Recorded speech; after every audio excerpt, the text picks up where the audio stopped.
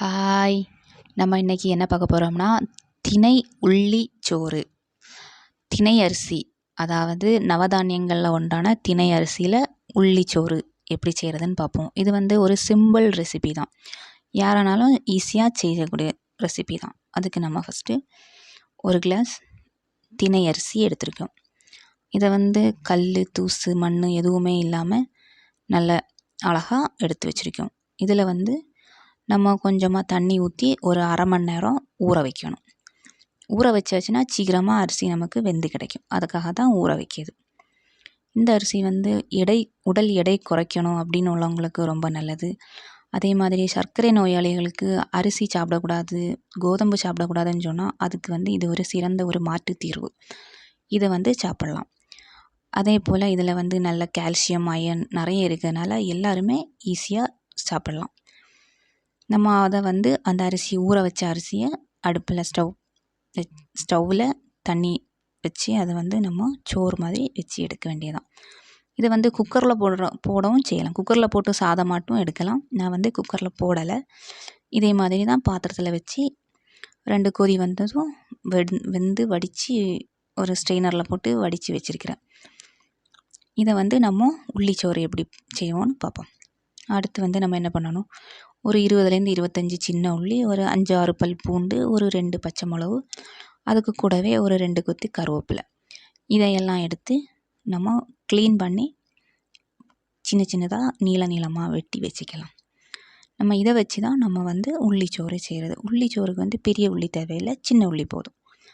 நம்ம அதுக்கு ஃபஸ்ட்டு ஒரு இரும்பு சட்டி தான் நான் எடுத்திருக்கேன். அதை அடுப்பில் வச்சு ஒரு 2 ஸ்பூன் தேங்காய்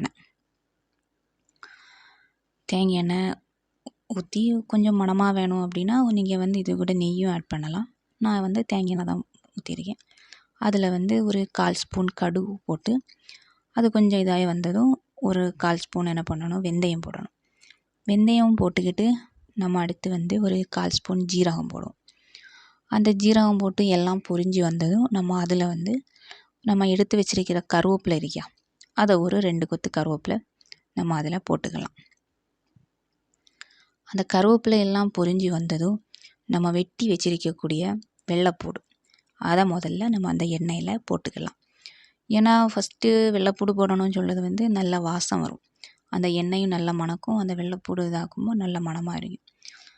அதனால் கொஞ்சம் அந்த வெள்ளைப்பூடு வெட்டி வச்சிருக்கிற வெள்ளைப்பூடை ஃபஸ்ட்டு போட்டு கொஞ்சம் 2 நிமிஷம் நல்லா வதக்கிக்கலாம். அது வதங்கிக்கிட்டே இருக்கக்கூடிய டைமில் நம்ம என்ன பண்ணணும், வெட்டி வச்சிருக்கக்கூடிய அந்த பச்சை மிளகு அதையும் போட்டு நல்லா அந்த எண்ணெயில் போட்டு வதக்கணும் 2 நிமிஷத்துக்கு.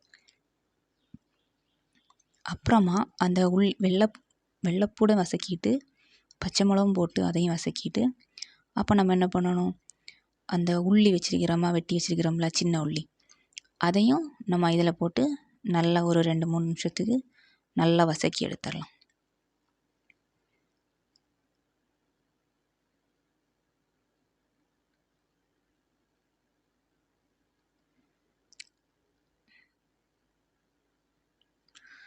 நம்ம இந்த டைமில் வதக்கிக்கிட்டே இருக்கக்கூடிய டைமில் நம்ம தேவையான அளவு உப்பு போட்டுக்கலாம். நம்ம சாதம் வைக்கக்கூடிய டைமில் அதுக்குள்ள நம்ம உப்பு போட்டு வைக்கலை. அதனால் அந்த சோறுக்கும் தேவையான அளவு உப்பு நம்ம இதே உள்ளிலே போட்டுக்கலாம். இல்லை நாங்கள் சோறு வைக்கும்போது நம்ம உப்பு போட்டுட்டோம் அப்படின்னா நம்ம என்ன பண்ணலாம், இந்த உள்ளிக்கு தேவையான அளவு உப்பு மட்டும் போட்டால் போதும். நான் அந்த சோறு வைக்கக்கூடிய டைமில் அதில் உப்பு போடலை. அதனால் அந்த சோறுக்கும் இந்த உள்ளிக்கும் எல்லாம் சேர்த்து தேவையான அளவுக்கு அந்த உப்பை இதில் போட்டு இப்போ நல்லா வதக்கலாம்.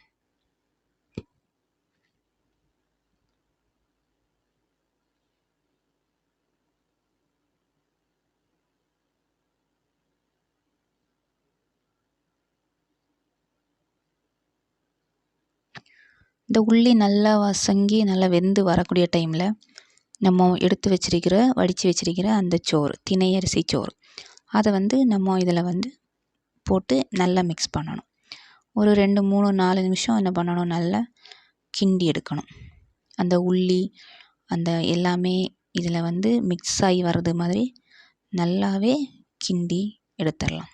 ஒரு 4-5 நிமிஷத்துக்கு கொஞ்சம் அப்படி லைட்டாக கிண்டி அப்படி எடுத்து வச்சிட வேண்டியதான். நல்லா மிக்ஸ் பண்ணி எடுக்கலாம்.